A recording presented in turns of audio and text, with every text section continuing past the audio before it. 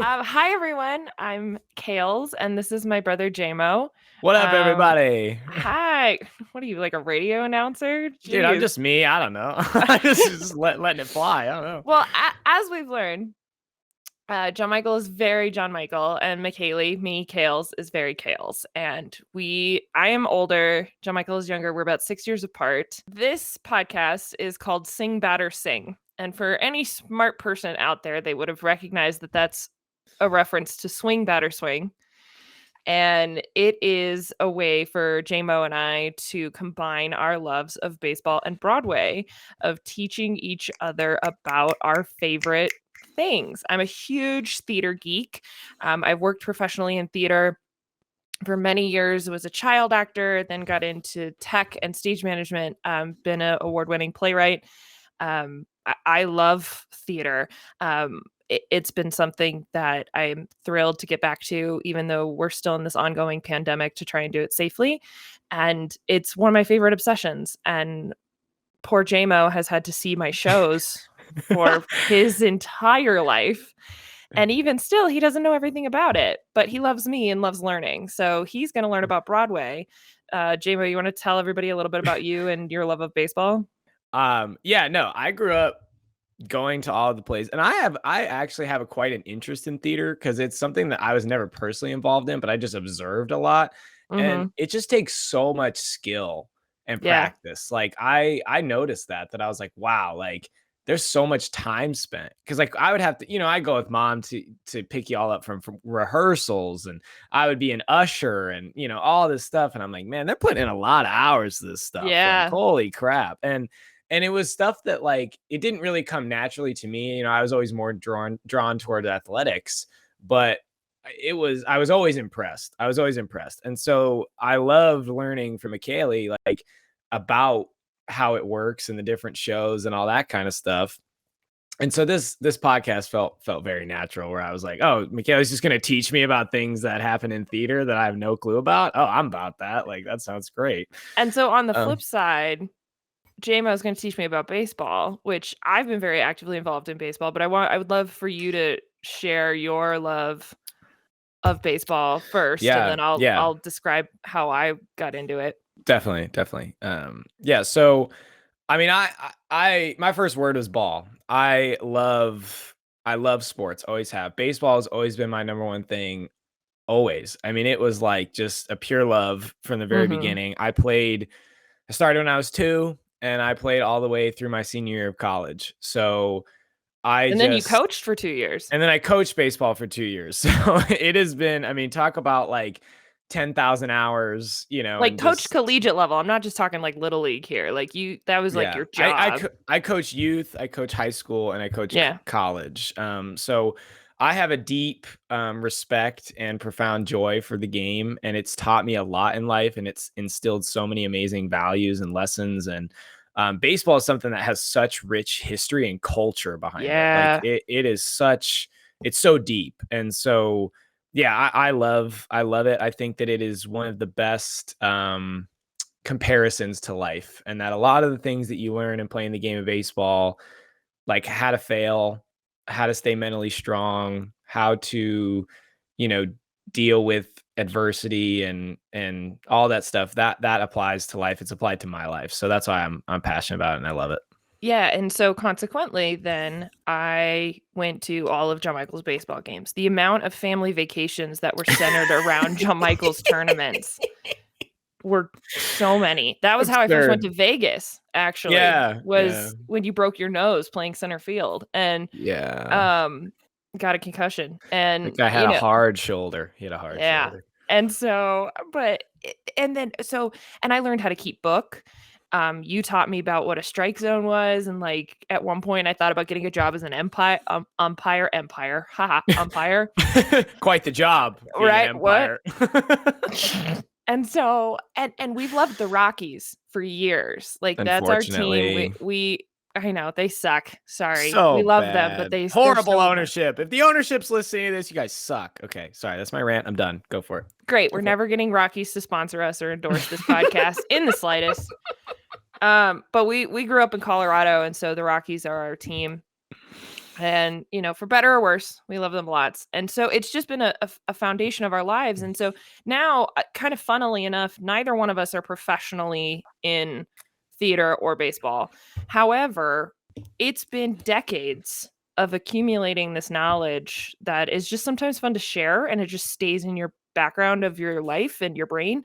And it's something that we still both really respect and love and enjoy. And so when we find out new information about it, we want to share it with other people. And this is the way to do that. So it's just kind of a podcast where I'm going to take some time and then tell John Michael's story related to theater, and then JMO's going to take some time and tell me about baseball. And it might flip flop based on editing or whatever. But essentially, each episode, what to expect is a Broadway story and a Broadway story and a theater story, a baseball story and a theater story. Then the whole concept's out the window if it's Broadway and theater back to back. It's just then we have nothing. It's because I want to say it's because it's alliterative, and I want to say Broadway and baseball, but it's not just going to be about Broadway. So define literative for me.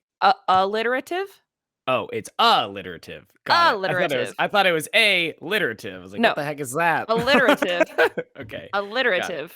ALLITERATIVE. Sure, because spelling. So that's what you're going to get on Sing Better Sing, and it's going to be a lot of fun, a lot of laughs, and a lot of learning. So yeah, and I think one thing I want to add about it is I think that something that's so cool for McKaylee and I is taking these worlds that seem so completely different, as far as like athletics and performance and like, baseball and Broadway, like they just seem very, very different on opposite ends of the spectrum. But guess what? We found in our lives that like there's a lot of similarities, and there's a lot of things that kind of coexist, and there's a lot of crossover. And so we think that that's cool. And that's really a necessary thing in our world today, is to find common ground, commonality between things that seem really different. That's at least important for me. And even if it's just baseball and Broadway, as we start to do that, I think that creates a better world. So, I'm about creating a better world with podcasts, but your personal individual better world, the world at whole, I'm just looking to have fun with my brother and to be able to rattle off about my special interests, where somebody other than my fiance is like, hey, I want to tell you about this. And he's now forced to listen to me. Who wants to go first? Dog, can I go first? If you never call me dog again, sure. Okay, deal. Okay, this is a good one.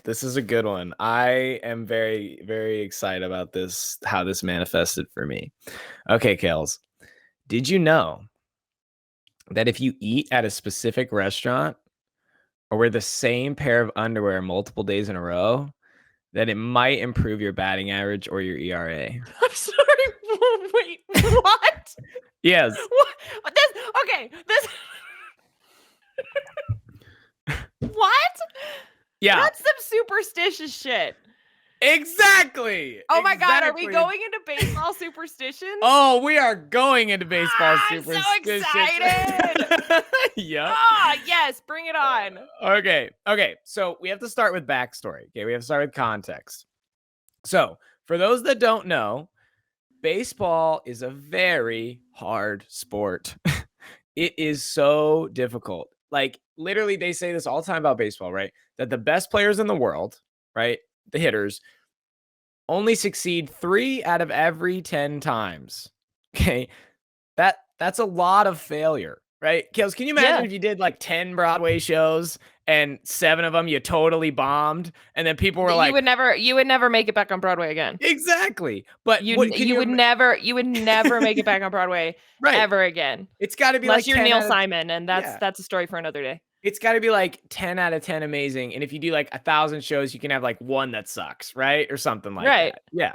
Right. You can have 1 fluke. Okay. But that's the concept, right? It's like if you did you did 7 bombed shows, but then people came up to you and they're like, wow, but those 3 shows were incredible. Like, you're an amazing performer, right? That's wild. That's what that would be like, right?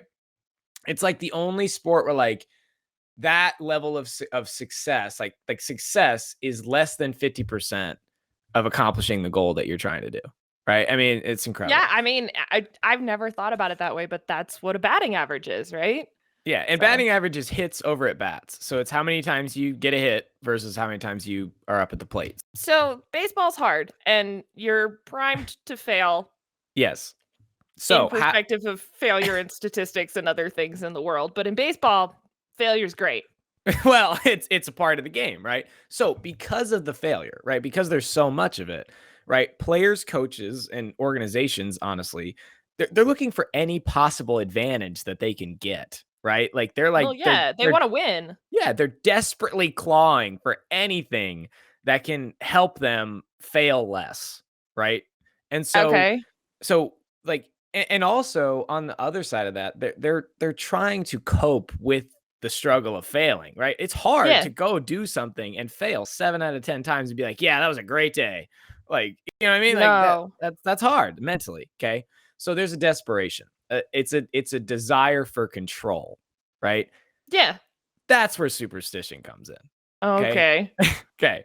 So superstition is defined as a widely held but Very unjust. superstitious. Sorry, I'm just going to say right now that we're going to get a lot of really bad McKaylee singing, and 90% of the time it's going to come from a musical, but I just had to throw some Stevie Wonder in there. And by the way, it's only a matter of time before his life musical comes out. I'm just saying it. Because we got MJ and Cher and Yeah, Carol why Burnett why and all wouldn't these. they be Why dumb wouldn't to we not do make that? Yeah, a they'd be Stevie Wonder? dumb. Anyway, Yeah. please keep going. I have to just a quick backstory on that. That's been happening my entire life, folks. So welcome to it. Welcome to it. So there's You're going to be here. like a little segment that's going to be like, Yeah. hey, John Michael, name that musical. And he'll just be like, I don't know. Every But time. then if he gets it, we'll throw a party. Yeah. We'll keep tally point system, and hopefully I'll be 3 out of 10 times successful. That'd be really good. But I'll be satisfied with that. Yeah. And that's a success in John Michael's world. Okay. Yeah, for sure, right? But yeah, McKaylee bursting into songs half my entire life, and all musicals that I've never heard of, and whatever. Okay, so superstition is defined as a widely held but unjustified belief in supernatural causation leading to certain consequences of an action or event. It's if I do this thing, then this other thing will happen. Okay. Yeah. So here's some examples of actual superstitions that Major League Baseball players had. Okay? Oh my God. Okay.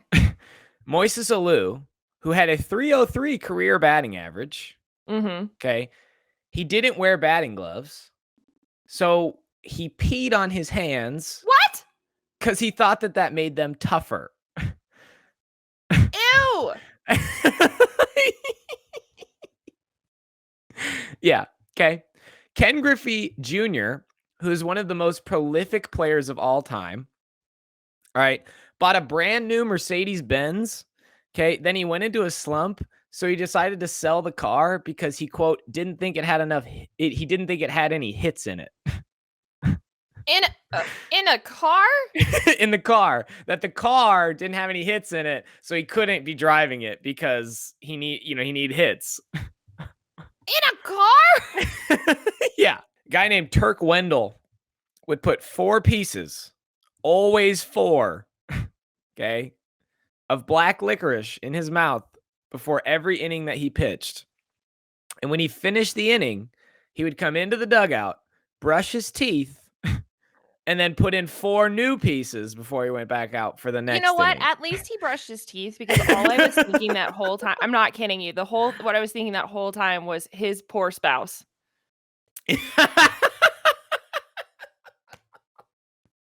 I'm dead serious. Is so gross, dude. It's nasty. It's so gross. It'll just, yeah. But they said that like he cared very much about dental hygiene, but his superstition was that he needed to eat black licorice. So he was like, I'm gonna do both. Did he eat it? Actually, like swallow it or spit No, it out? I think he just like chewed on it and then like kind of like tobacco shit that they do. I think so. I don't know. Ugh. Is black licorice edible? Is it edible? Yes, it's edible. Okay. For sure. I don't know if he swallowed it or not, but ew, God, can you imagine? That's so much sugar. I mean, yeah, Justin Verlander always eats the same meal from Taco Bell before he goes out and pitches every inning. What's the meal? Okay. And does it have to be a Taco Bell? It can't like be a Del Taco? Oh yeah, it's Taco Bell. Yeah, so he gets the same order every time. 3 crunchy taco supremes, no tomato, a cheesy gordita crunch, and a Mexican pizza, no tomato. Sounds like dad. That's a lot of food before a start. Like, I know.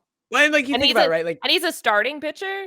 yeah, and he's one of the Jeez. best ever. He's one of the best to ever do it. Like, he was a guy that he would pitch, and like he would be throwing harder in the 8th inning than he was in the 1st inning. What if he's like sick though? Or what if he doesn't have what if he's playing in like no man's land and there's like no way to get to a Taco Bell?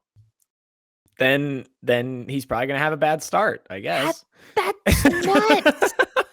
Right? That's insane. So those are just a few examples, and I'm going to move on because I want to keep getting into the story. But if y'all want to get more like superstition examples that we have, Bleacher Report has this great article that we'll put in the link and in the description, and they have a whole article on like the top 50th weirdest superstitions among I'm sorry. I don't think MLB anything though players. beats peeing on your hands. He better have his own goddamn bat. And it better be like, nobody touches. What was the dude's name? Moises. What was his name? Moises Alou. Nobody touches Moises' bat. That's the pee bat. That's the pee bat. And it's limits. like, or like whoever the bat boys. It's like they do rock paper scissors to like see who's gonna go pick up Moises' bat. They're like, you do it this time. Yeah, no, it's with dude, a gas mask. No. I got it last time, bro. I got it last time, dude. Nose goes. God damn it, John! I always lose. We need to stop doing rock paper scissors, man. I always do rock first. Okay. So anyway, so like it's so interesting to think about like how they develop and formulate, right? They come about in a variety of ways. Okay. So some of them are like more just by like happenstance, right? So an example of that like is like Mark Teixeira chose to wear 2 different socks every game because one day a teammate's sock ended up in his locker and he put it on without paying attention, and then he went 6 for 6 with 2 home runs and 4 doubles. So he was like, Jesus. Yeah, I think I'm gonna do this every time. But it wasn't but it's so interesting to me that that's what he attributes it to, right? It wasn't anything. It didn't have to be the fact like he unlike the guy who eats Taco Bell all the time, right? Didn't attribute it to the Taco Bell meal he ate or whatever he ate for lunch that day before the game. He attributed it to the socks, which is interesting. Personal association. That was what was different. And so he was like, yeah, must have been the socks. Had to be the socks. Wild. Right? Yeah. So, but then, so some of them are by happenstance and then others come by like pure desperation. Like Jason Giambi choosing to wear a gold thong whenever he was in a slump. That's where he was desperate. So he was like, what can I do? That's so radically different. Outrageous. And then instead, Moises is just like, no, dude, pee on your hands. Just piss all over him. Just pee on your hands. But yeah, but that's what he came up with, right? He's like racking his brain. He's sitting there and he's like, man, I'm in this slump. Nothing's working. I'm trying to change my approach at the plate. You know what I should do? I'll just do something radically different. I'm going to just wear a gold thong. That'll be it. That'll change everything. That's the thought process. How does his cup fit in there? Some of them didn't wear cups, which is quite amazing. What? Oh. No. Oh. I was born female, but shit. Dude. That makes my coochie hurt. It is amazing. Well, personal story real quick. So like the cup thing, and on a quick sidebar, is the cup thing is like, it's very interesting in the culture of baseball because some people have the idea that like, if you wear a cup, that means that you don't trust your glove. Okay. Right. That like, oh, that means that like, I'm not a good y'all fielder. Can't hear it, but I just did the biggest eye roll ever. Yeah. Okay. So some people have that belief. Right? You know what? I don't trust physics or like gravity or like that's bad hops. That's what bad hops. Bad hops. I don't trust groundskeepers. That's what I don't trust. Fuck the glove. Fuck the glove. Okay. Or I don't trust my own ability. Right. So a lot of guys stand very firm on that. Okay. So I was always a cup guy because to me, it was like, well, it's kind of like the idea of John wanted children someday. Well, and you'd rather have it. You'd rather have it and not need it than need it and not have it. That's kind of how I'd go about it. But the thing with the cup is they are uncomfortable and they look weird. You know what I mean? They're really not Great. the amount of times I'd open the family dishwasher and that thing was sitting in there, Ew. it's gross. So much sweat and gnarly. It's gnarly. No, okay, go back to We superstitions. won't be graphic. Okay. I I've just have to already said coochie on the podcast. We're already way past that point. It's fine. coochie. Okay, keep going. Mom Uh, is gonna be so proud. we love you, Mom. But anyway, okay, personal anecdote. I was like, I'm a cup guy. And then I started being like, wait, why am I wearing cups? I fell into the whole trust your glove crap. And then I was in a practice one day, and guess what happened? Physics. Yeah, square in the right nut, dude. Square. And I collapsed. I went to the ground and it hurt so bad and I wanted to puke for like 10 minutes straight. And I go, I'm wearing a cup every single time. I don't care. But it's amazing because there's guys that like all the guys that played in like the Dominican Republic, like those fields down there, unless you're like at a specific major league facility that's down there, they're not high quality fields, right? They're just like dirt pods. And so like guys that played, like they're Adrian Beltre, perfect example, guy for the Texas Rangers. He plays third base in the major leagues, which is like, it's called the hot corner. You just get piss rods hit at you all day at third base. And he goes, yeah, I don't wear a cup because I'm never going to get like hops like I got back then. So he's like, I'm not worried about bad hops because like I used to just have to play when the fields, you never knew where the ball was going. It hit a boulder, yeah. Yeah, exactly. Yeah, So no, I visited a baseball field when I lived in Nicaragua, and yeah, it's a very different environment For sure. of what they play on. So But makes sense. Yeah. So, but anyway, so that's a little sidebar on cups. Okay, so back to superstitions. Superstitions, we were talking about individual players, but they actually extend to teams, organizations, and literally like the game of baseball as a whole.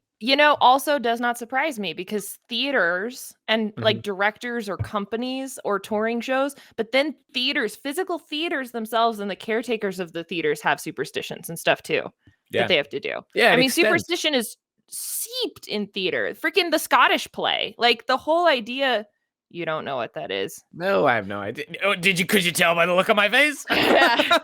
We're gonna not go any farther into what the Scottish play is and do an episode on the Scottish play. Oh lordy, the Scottish play. How was that? Was that an okay accent? Was it bad? No, it was very bad. Think Shrek. Shrek is a Scottish accent. Whatever. I gotta practice anyway. Okay, that's good to know that superstitions in theater, like that's huge. Yeah. Okay, cool. You'll have to do an episode on that. So an example, right? An example of how it extends to the entire game of baseball, and this is like major leagues, and it goes all the way down. Like it's amazing. There's so much baseball happening, and like this is a taboo that exists in the entire game, right? And so the taboo is that players, coaches, fans, executives, umpires, and announcers, right, don't speak about, they don't say it out loud that a pitcher is pitching a no-hitter or a perfect game. Okay. So a no-hitter, you don't jinx it. You don't, yeah, because if you say it, you can jinx it. Right. And so dude, if a pitcher's throwing a no-hitter, which means that they're not giving up any hits, or they're throwing a perfect game, which means that nobody's reaching first base, right? Nobody's reaching base. If you say, oh my gosh, it's like the fifth inning, and you're like, wow, he's throwing a perfect game, people will look at you with such shock and appall. They will be like, what the hell are you doing? It's like baseball etiquette. Yeah. It's like, what the hell are you doing? Are you crazy? Shut the hell up, man. Like, I feel kind of bad because I totally think I've been one of those people that said it. I just get so excited that I know. But I know what a no-hitter is. So I get all excited when I'm like, oh my God, that's a no-hitter so far. Like, yeah, you and everybody else. We're all excited. Everybody loves a no-hitter. That's why when nobody wants it to get jinxed, they're like, oh my gosh, like this is so special, right? Mm-hmm. Okay. So I want to give some quick examples from like my own personal career and like superstitions. Yeah. I was never really a crazy superstitious guy, but I would do it like in game, but I never had like rituals that I followed. Bullshit. If I was like, bullshit. What do you mean? Bullshit. When you were a kid, no, bullshit. You had pitching rituals when you were a kid. What did I do? You had, okay, I shit you not. When I distinctly remember this because I would make fun of you. Kaden and I would make fun of you. Yeah, checks out. No, but you would have when you pitched, because you didn't pitch, you haven't pitched for a long time. But when when you played on the Yankees, you did this thing where you always had to like lick your lip. You would lick your fingers. You have this thing where like you lick your fingers. You had a thing, mom could not stand the fact you licked your fingers because your hands were all over the ball and the dirt. So you would lick your fingers and then Dirt's good for your immune system. Well, come whatever. on. And so then you had one where you scuffed your foot a certain number of times, and if didn't feel right, you'd do it again. Totally.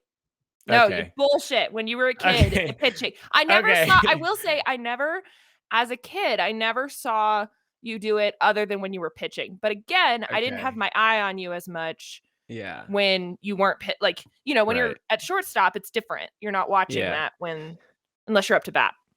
Okay, yeah, I'm gonna call bullshit on myself off of McKaylee's bullshit What? because no. Like, I'm agreeing with you. Like, Oh, I'm I just thought you like, were. no. I'm literally saying she's like, no, McKaylee's right. So I'm calling myself on. She already called me bullshit. I'm gonna call bullshit on myself Yep. because, like, now that I remember back, it's like, damn, I really did do a decent amount of stuff. But I guess I was never. It wasn't even conscious. I wasn't even like doing it. I was like, I have to do it this way for this outcome. Which is where I think it becomes a different superstition, right? Yeah. Like different than a Yeah. superstition. And I think that, and what moves it into superstition is that, like, it's not logical. And there's also like a certain, right. there's like a certain level of, you think it's like some angels in the outfield shit. You know what I mean? Like some divine Yeah. intervention. That's usually what superstitions come from. Right. That whole idea of like step on a crack, break your mother's back. Mhm. It comes from the idea that there's like this butterfly effect, or that there's this idea of every single thing you do affects something else. Right. Which is like ultimately true, but not in that specific way. Like, it's not like causation. I think See, that's the I don't difference. think it's true. I don't Right. think it's true. So we can have this philosophical debate another day. Yeah, but that's not for this podcast. That's not for this podcast. But so it's interesting. But when you were like, I don't have superstitions, and I'm like, dude, you had certain pants the way you wanted them washed. You Oh my had gosh. socks. Yeah. Like, That's no, pretty true. take it from somebody who's known you your entire life. You Right. 100% got sucked up into that culture. Yeah. Understandably so, now that I'm Right. learning how seeped in it It's is so to seeped. sports culture. Yeah. I So still have problems, and it's in theater culture too. I still have problems when people whistle period. When people whistle, because there's a big thing in theater about you're not supposed to whistle in the theater. like Backstage. cat call or like just whistle? No, at all? like just whistle. Oh. You're just not supposed to whistle. Like, And I people in learned the this. audience aren't supposed to be like, No, you're not. No, you're just not supposed to whistle like backstage. interesting. I don't know the Okay. origins of that, and I need to look it up. Or I used to. But Seth, my fiance, will just whistle sometimes, and I get irked because it was so ingrained in me, especially when I was doing professional theater as a kid. Like, you do not do that. And it's a weird culture thing that I think, like you said, you didn't even realize consciously that you were participating in these rituals, and then which things that evolved to superstitions. Right. Right. Well, that's cool. So anyway, I did it. Cool. Good to know. I appreciate the outside perspective because obviously I wasn't aware. Okay. So like my team, couple quick examples, like just other ways that it's like in culture, right? So like, Yeah. this is not just my team, it extends to a lot of different people. Whenever we were on a winning streak, guys would hound you about doing everything the same way, right? They would be like, dude, make sure you eat the same breakfast this next morning. Make sure you listen to the same music playlist. Don't wash your jock strap or your sliding shorts. Take the same number of swings before the game. Like guys were serious about it. They were like if I would go and I would eat a different breakfast, they'd be like, bro, you had eggs yesterday. What the hell are you doing eating French toast this morning? Like, we won yesterday. Really? They would harp on you like that? Yeah, they're like, dude, what are you doing? I'm like, dude, like, it's just French toast. Like, I want French toast. Okay. What an idea, lack of control. Like it's just yeah. like, Jesus Christ, y'all. Yeah, exactly. Okay. And like if you were in the game, it happened in the game too. It's like if someone got a hit and we scored a run, we'd all like celebrate, be like, whoa, and then we'd all be like, or somebody hit a home run, right? We'd all celebrate, go be like, yeah, what's up? That was awesome, man, whatever. And then everybody would yell, get back to your spot. So like we all had to go back to the same spot that we were in the dugout, and like as if that's what played the major role in us scoring a run, right? Like, That's not bananas. Yeah, it is bananas. Okay, so this is a good segue, right? Like, where do superstitions come from? Why are they so prevalent, right? Why are they so seeped? And I talked a little bit about it earlier with like a perceived sense of control, right? And so obviously baseball, like life, it's unpredictable. Okay, so like ultimately the reality is what happens in the game, like where the ball's hit or whether or not it's a ball or strike, is called, right? Or what pitch is thrown if you're looking from a hitter's perspective, or whether or not the batter swings, looking from a pitcher's perspective. All of that is out of the player's control, right? Like you can't Yeah. control any of that, right? So players have superstitions because they like to believe that they have some influence on things that realistically they don't have influence on, right? Yeah, that's human nature. Yeah. So it's a completely fascinating cultural phenomenon. And while it may seem totally silly, believe it or not, there's actually some validity in the crazy rituals that all these players do. I Okay. don't believe that for one Oh, just fucking wait. second. Just wait. I do not. Just No, wait. you're not. I'm going to put this on the record. You are not going to convince me that there's seriousness in this bullshit. I will hear you out and I will listen and I will laugh and I will joke, but my mind will not be changed. Please All go. right. We'll see how it goes. To quote an infamous great, okay, Yogi Berra, okay, an 18-time All-Star and a 10-time World Series champion. Oh my God, I totally thought you just meant Yogi Bear, which is why I put my water back in my cup. And I was like, John Michael's about to quote Yogi Bear to me, and I'm about to lose my mind. We weren't even allowed to watch Yogi Bear as a kid. Yogi Bear Jesus said, the wise sage Yogi Bear. I thought that's exact. I thought you were going for sarcasm. Hey, boo boo, superstitions are real, boo boo. Oh, yeah. All right. Sorry. Please keep going. Yogi Berra? Yogi Berra. Okay, he's a catcher for the New York Yankees. He's an 18-time All-Star and 10-time World Series champion. Okay. He said, baseball is 90% mental and the other half is physical. I also don't believe that. I also believe that there needs to be a percentage for luck in there, but whatever. Okay, so Yogi Berra he was classic for like saying things in a funky way. They're called Yogi-isms. So and a couple other ones are like, it's deja vu all over again. Oh, that comes from him? Yeah, I guess. Yeah. That's cool. Yeah. Or you can observe a lot by just watching. That also comes from him? Yeah. I know both of those phrases. That's yeah, dude. Yogi Berra, he's awesome. But so like while he says in a little funky way, yeah, he's awesome, boo boo. While it says a little funky, he's right. Okay. And what he's emphasizing is how important it is for players to have a proper mindset and focus on that when entering a game rather than like just simple physical prowess. Okay. That makes sense, but the way he phrased it is poor. It's Yogi Berra. 90% mental, on the other half is physical. It's hilarious. Okay. So another guy that's important to mention. This is a guy named Ken Ravizza. Okay. He was the foremost advocate and expert on the mental side of baseball. And through his book called Heads Up Baseball, playing the game one pitch at a time, as well as personal training he's done with players, he's helped thousands and thousands of players and coaches improve their performance. Okay. So a main focus of his book is the importance of routine.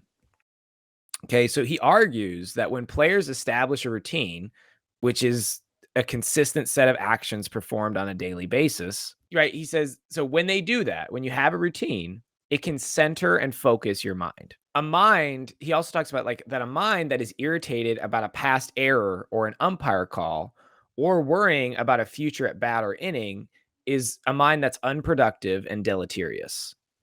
Okay.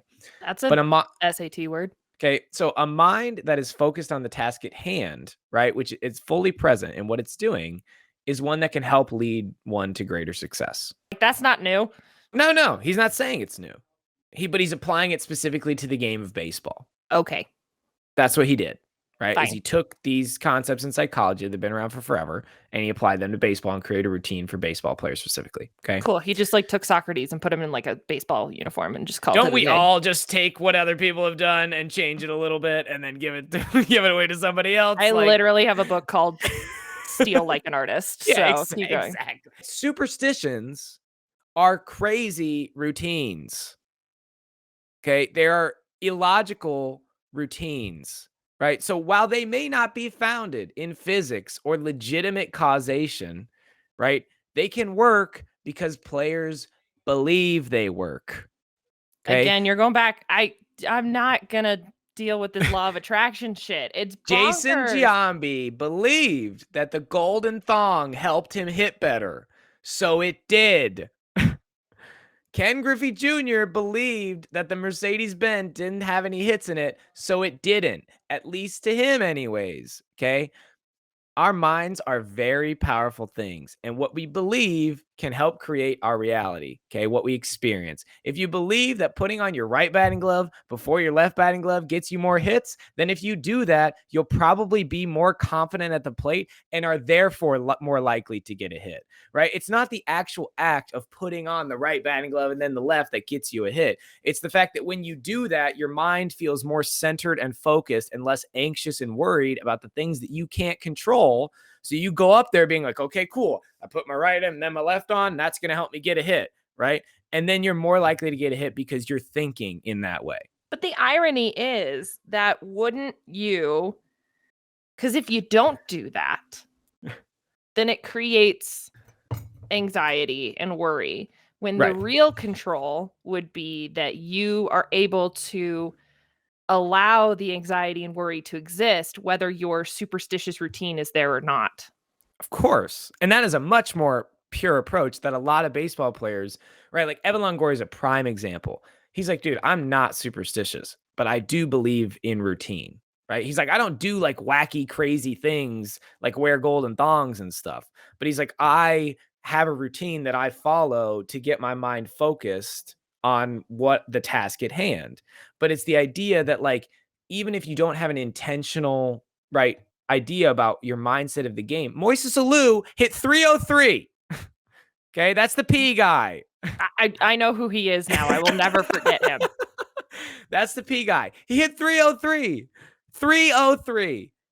That over like is our area code. I don't know what you mean. I'm kidding. But it's a very long, over a very long major league career. He hit 303. And you know what? Peeing on his hands freaking worked for him. You know what? And here's the thing. If it worked for him, great. I just never want to be his bat boy. That's it. That's it. That's it. So at the end of the day, okay, superstitions are wacky. They're funny.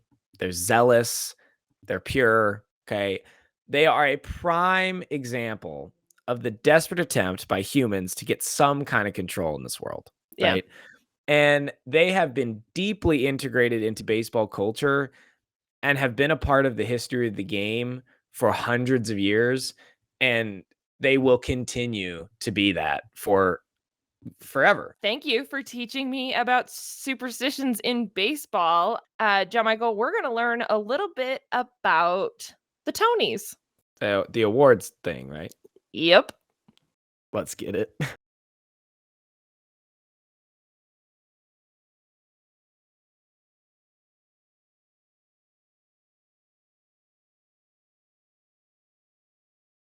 What are the Tonys? What do you know about the Tonys? Tony. Name that musical. A Life of Tony. No, the producers, but okay. A Day in the Life of Tony. No. Okay. Well, I have no fucking clue why they're called the Tonys. I don't know any. I have no idea about that. No, but what are? I didn't ask you why they're called the Tonys. I asked what are the Tonys. It's the award show. It's like where they're like, "Hey, you did a really good job here." It's like, you know, this is best score, right, or something, or maybe that's movies. But they're like best music. It scores. Okay, best musical, best play, best actor, best. You know, it's the awards. It's the Oscars for Broadway, right? Yes. Cool. So it's the Oscars for Broadway, and I want to know: did you know that the Tonys was named after a woman? I did not, which is actually surprising because of just like most things are named after men, unfortunately. Yeah. So the Tonys were named after an actress, producer, director, activist, humanitarian named Marie Antoinette Pierre Fruoff. And it's Mary Antoinette. Sorry, not Marie. Mary Antoinette Perry Fruoff. I don't know if I'm pronouncing her last name right. I'm sorry. That's her married name. It's fine. She's mostly known as Antoinette Perry. Mm-hmm. And she was born in 1888 in Denver, Colorado. Cool. Represent. Yeah. So that's where we're from. But John Michael, the person the Tonys are named after, is from Denver. So a little bit about Antoinette. Antoinette had a really long effing name, and so she was called Tony.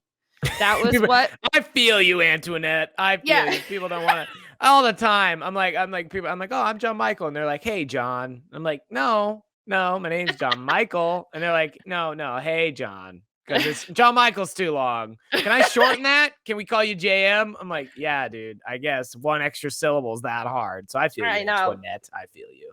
Yep, Mary Antoinette. But yeah, so Antoinette was her name, but she was called Tony. And she grew up here in Colorado.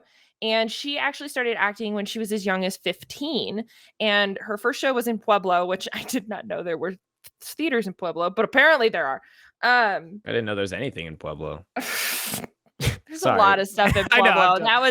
I'm just joking. It's a whole town. Pueblo. Don't get offended, Pueblo. But fine. she was cast in a show that her uncle's a film that her uncle was doing as a stock actress. Do you know what that is?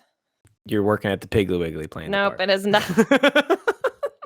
Stocking them shelves. No, it's like an extra in films. It's like a background stock actress. Okay. So you're just kind of, you're not one of the main pieces. You're just there. No, you're in the background. All right. And so she was there, and she just fell in love with acting and theater, and theater was like her big true love. And so she eventually got married to Frank Freyoff. But Frank and her met because he went to go see one of the shows she was in at the Elitch Theater. Like Elitch Gardens? Yeah. What do you know about the Elitch Gardens, John? It's a roller coaster place. Yeah, it's the amusement park here in Denver, but originally it was a zoo type park. It was like a zoological gardens. And they had a stage? They had a whole theater in it. The Elitch Theater is actually still there in Denver today and is actually still used. People use and do shows at the Elitch Theater. And it was originally created, the Elitch Theater, for vaudeville acts. I love learning new things. That's amazing.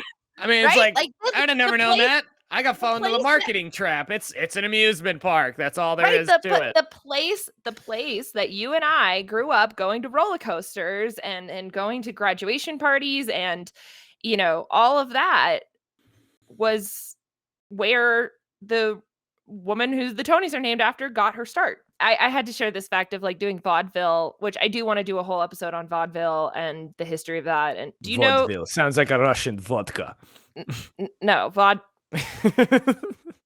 you know what vaudeville is, right? McKaylee, how many times are you going to ask me that question? And how many times are the answers going to be, no, I have no clue what that is? It just shocks me sometimes. You know what that is, right? No. Okay.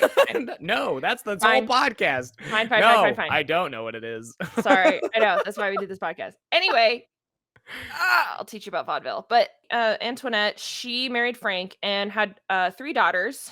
And was convinced to stay home while they were raised. You have to keep in mind, this is like the late 1800s, early 1900s. Yeah, sounds very historically accurate right there. Yeah. And so, however, she lost one of the daughters in child, like very shortly after she was born. And Antoinette actually suffered a stroke, and half of her face was paralyzed. So actually, if you look at any pictures of Antoinette, you only see half of her face. And that's why, because she was really self-conscious of the fact that the other half of her face was paralyzed, which is a fascinating like correlation, because there's another really famous playwright named Sarah Ruhl, who's a brilliant modern day playwright, who also had a stroke and had half her face like paralyzed. And she wrote a whole memoir about it called Smile, how her smile was screwed up. I was going to say, are you going to tell me that Antoinette still went out and was like performing with like half her face paralyzed and stuff? Well, that's what changed. So her husband died, but before he passed, when they first got married, his company, he like worked for like an oil and gas electric company, something, and their headquarters were in New York. And so she was like, take me to New York. So they moved to New York, leave Denver, and that's where the Denver New York, yeah, concrete jungles where dreams are made of. Alicia you can burst into song, so can I. So. There's a lot of references to New York and Broadway. They moved to New York, and after her husband dies of a heart attack, she's like, I want to go back to the theater. That's what I want to do. And she didn't really start going as an actress. She wanted to be a director, but that was not a thing at the time. Yeah, culturally, historically, they were not letting Women, women do if that, women right? at the time, women working backstage, they worked, if they weren't on stage and they were working backstage in the theater, they were costumers or seamstresses, right? Right. They Okay. didn't do anything else. Okay. And being a director or a producer for a woman was unheard of. Okay. But she kind of had this work love affair. They weren't ever I don't know how to describe it. It's hard to his name is Brock Pemberton and he is very well known in Broadway. I don't want to give him his own episode because a Then lot of how people come I know who he is. haven't heard of him? I didn't. If only y'all could see Michaela's face right now. I know. The But anyway, disappointment. so it wasn't necessarily a love affair. Her daughter describes it as like a work love affair in the sense of like they were so in love with how they worked with each other, and she would always come home to her children and he would always go home to his wife, but like they'd call and talk to each other about Broadway projects and that type of thing. And so they formed this partnership, and he actually was her producer for the first show that she ever directed. Okay. And they became this like power duo, so much so that even one of the shows was that they did was called Harvey, which won the Pulitzer Prize, was also written by a female who also is from Colorado, believe it or not. Wow.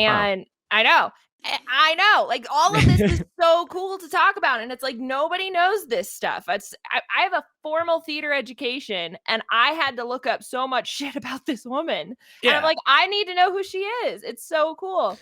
So Can I she, ask a question real quick? yeah, How did she how'd she overcome the barrier to get her first directing job? Was it because of Pembleton, or was it yeah, like because of he Brock and her. helped her? Okay, so Right. he kind of Yeah. was like, yeah, we're gonna let, because he produced it, so he said, I want you to direct this. Yeah. So So that producers, relationship. yeah. Okay, Producers gotcha. are Okay, essentially the checks of yeah, Broadway shows and movies, right? So they right. are the one that gathers all the talent, gathers all the people and says, "Hey, we're going to put the money behind this to Hmm. actually make this film."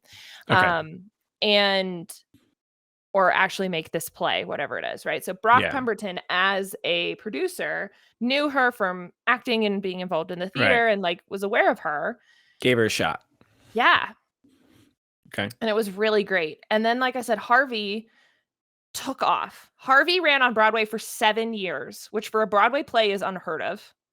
It okay. won the Pulitzer Prize, and it was a movie starring Jimmy Stewart. What year was this? Do you know?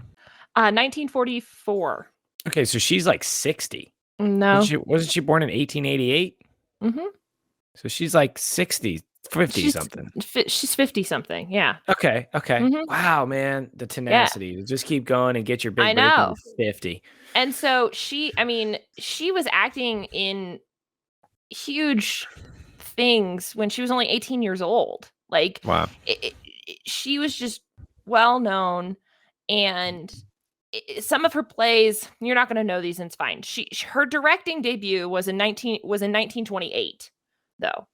Okay, so she was doing Okay. this over Oh, the okay. span. So she was Gotcha. doing this over the span of 14 years. Gotcha. And so Harvey was kind of the last like big one. But the reason I mentioned Harvey is because any theater person on here will know what Harvey is Okay. and will recognize it. And that's when And I now say I that. do too. Right. And so she was a producer on Harvey.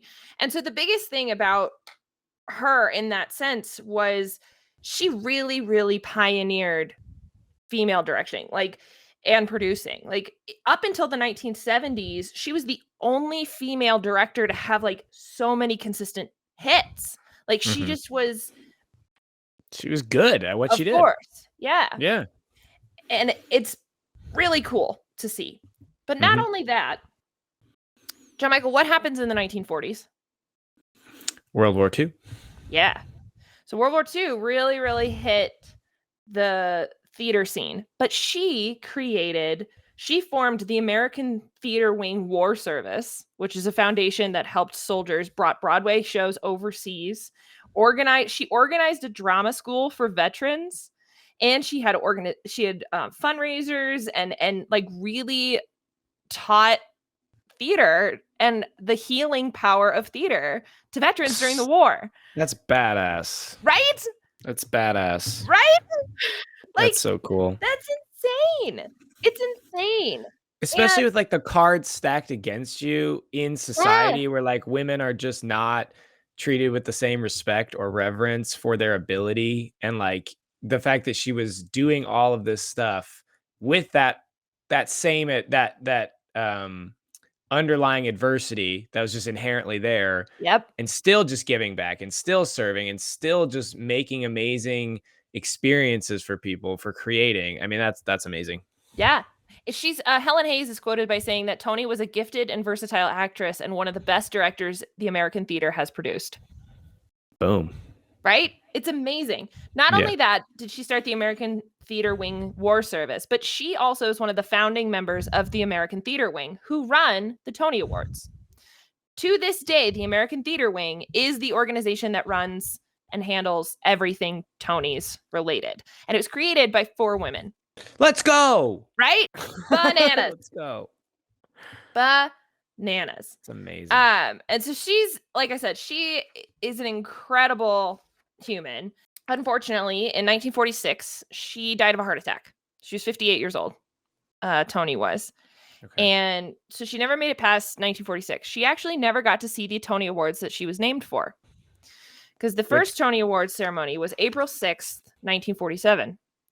And it was held at the Waldorf Astoria, and it was this black tie optional kind of, it had a 15-minute radio broadcast. Tickets were only $7, and then because it was so popular, they raised it to $10 at the time. And like Mickey Rooney was there. You don't know who that is? It's vaguely familiar. Somebody famous, It's okay. I know that for Yes, sure. famous actor. The organization of the American Theater Wing created the Tony Awards, and it was so popular because of her legacy, because of what she was known for, of having created so many opportunities for soldiers, for young actors, for women in the theater. Yeah, she gave back and created opportunities for people. I can't Right. think of anybody else that's better deserving of getting that, Right. acknowledgement. So originally, though, they were called the Antoinette Perry Freoff Awards. Yeah, it's And too when they long. were handing out the first one, they called it the Tonys, and it has ever since been referred to as the Tonys. So she was inducted into the Colorado Women's Hall of Fame in 2004. Just some like of a her hall of other fame for all women from Colorado, like no matter Yeah. what they do. Oh, Mm-hmm. cool. That are like from and born. I have to check that out. Yep. It's pretty cool. Just some other like cool fun things about her to note. There's a quote in this awesome article by the Denver Public Library about her of Toni has been successful in breaking down barriers to get women into the world of directing. She encouraged young talent and was in charge of 7,000 auditions for young people. Whew. She believed in investing in young talent. And the Tony Awards are now televised annually in her honor. And they're huge. I mean, like anybody that's theater, you watch the Tony Yeah. Awards. It's like that's like you and mom's thing, man. It's like Mhm. y'all just love it because it's like, and it makes sense, right? But that's so Yeah. cool to me to think that like it's named after her and how much she was about promoting young talent. Well, if you're not gonna, you have to give young talent opportunity, and then when they take advantage of that opportunity, then they get awarded for it, right? And Yeah. so all the people that are getting these awards is because of the opportunities that she created and that other people created. Yeah. Lit. It's amazing. So the Tonys were first televised in 1978 by CBS, actually. So just a little bit of delving into the So it was all Tony Awards. radio before then? Okay. Radio or just a party. So they Yeah, were they were just like, always, yeah. you didn't always go. That's the thing, is that like there was always a dinner is what happened, and the Tony Awards presentation. And they did it in the ballrooms of hotels. They didn't even do it really in a place where people could like come and watch. Some people did perform. They did have entertainment that people would come and sing. You're not going to know any of these people, but it's fine. It's like Henry Fonda, Sidney Poitier, Shirley Booth, Carol Channing, Joan Fontaine, Paul Newman. Like these amazing people over the course of these years would come and perform at the Tonys. It Yeah, wasn't, yeah. like I said, it is not like the Tonys that you know of today. Right, because now they do like it's like on a stage and they're like they do the musicals and the plays, they do performances, right? And they like Yeah. in the middle of the award show and stuff. It's like a Mm-hmm. huge event. Yeah. Yeah. CBS first televised it, like I said, in 1978. And they have ownership over the Tony Awards. The CBS CBS. broadcasts it from here on out. And Okay. it wasn't until 2003 that they devoted an entire 3-hour time slot to it. Yeah, that's 2003. Hmm. Well, that just shows you like the popularity of theater, right? Like Yeah. how it grew throughout time and history. It was like, I mean, at the end of the day, it's all, it's a money game, right? So it's like, Yeah. if they're only going to put time and money into things that they know people care about, like as an investment, right? So like, obviously, the work that Miss Antoinette was doing, 3 hours of television time, that's Yeah. huge. I mean, that's like It's a a lot big of people got to thing. care about that. So the other thing that I want to mention is that for the Tony Awards, there was a point in the 90s where they were going to take it off television because it wasn't making any money. Mm-hmm. And which that happens. Yeah. And it was it's a money game. It's a money game. Money game. Uh-huh.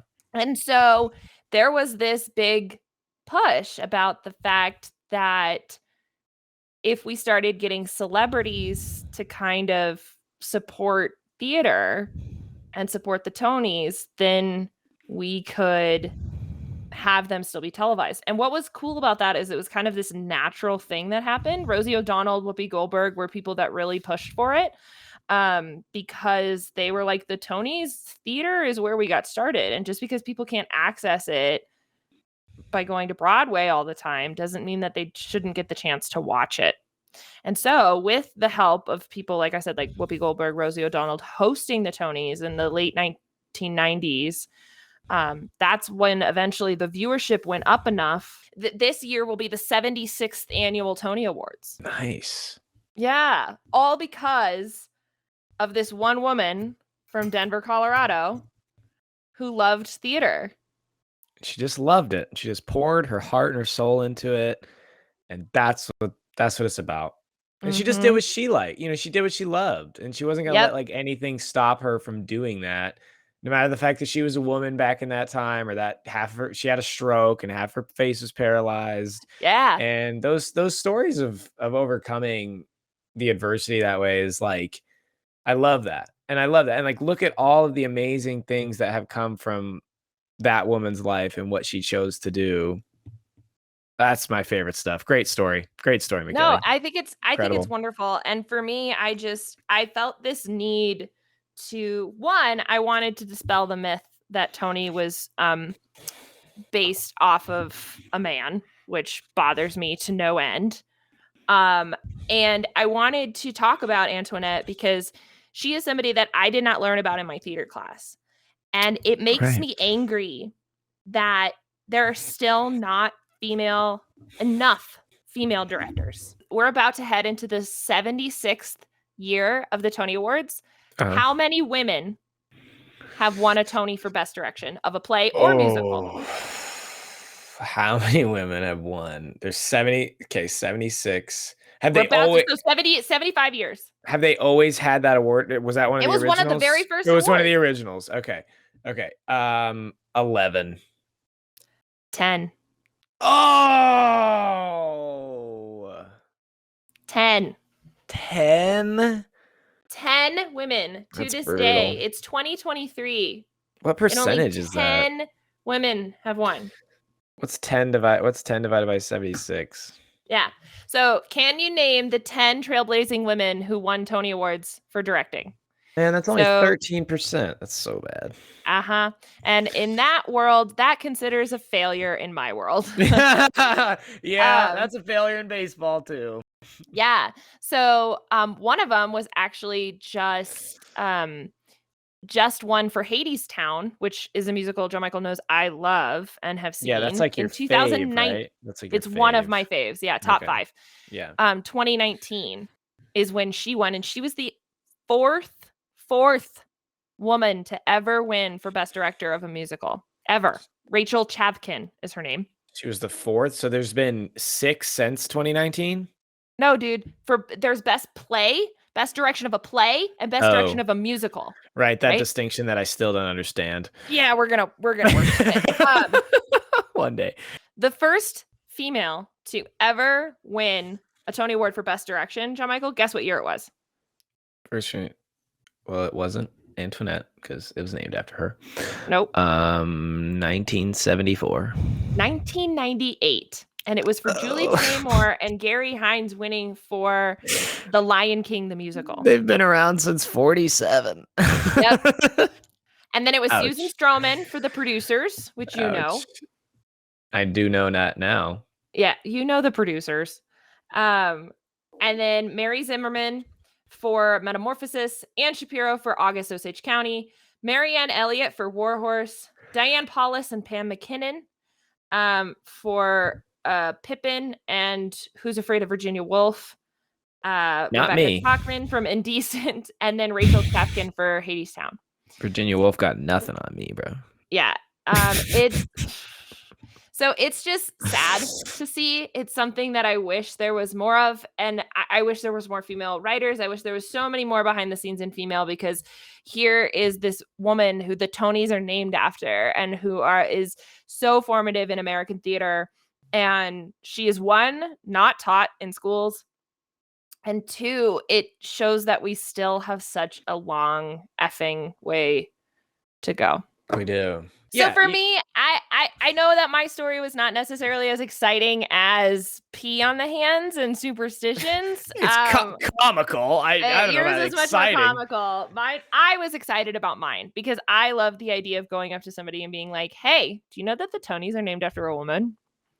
And I love that. And I think that it's cool for me to like know that story. And that's the beautiful part, Michaela. That's the beautiful part about this podcast. Everybody that's listening to this, the beautiful part about it is that like we get to pick which stories we want to talk about, right? Yeah. And like because it's important to you, it's important to me. Yeah. Right? Because it's important to me, it's important to you. And that's what's amazing about it. And that's what I love and I have loved about recording this episode is it's like I learned so much and I got to hang out with my awesome sister that I adore. And I got to share something that I thought was cool and that can be different. And that's the point. Yeah. That's awesome. The point of it all. Well, thanks for hanging out with me, John. Thanks for teaching me about superstitions. You got it. Thank you for teaching me about the Tony Awards. It was an absolute joy, Michaela. Yay. All right. Well, we will see you guys. We're hoping to do this like 2 weeks, once every 2 weeks. We'll see. But we got plenty of stories and plenty of knowledge to share.